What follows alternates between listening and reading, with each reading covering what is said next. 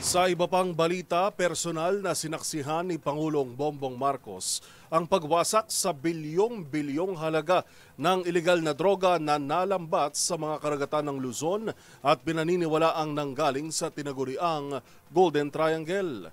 Narito ang report ni Leth Narciso.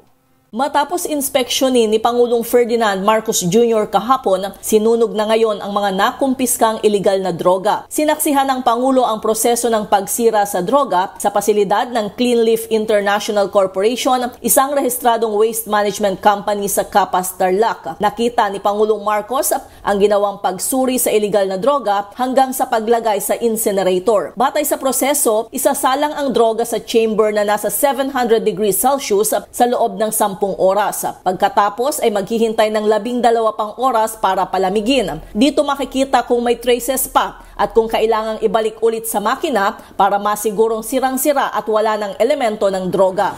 Ko lang nakita ito, so I was very interested to see. This will be, the chamber's temperature will be raised to 700 degrees Celsius, which is hot enough to destroy all of the active elements within the drug. So after nainit na 700 degrees Celsius, hindi na, it will not be shabu anymore, it will not be marijuana anymore, it will not be any drug anymore. Hindi na talaga, sirang-sira na ito. So that's what we are here to witness.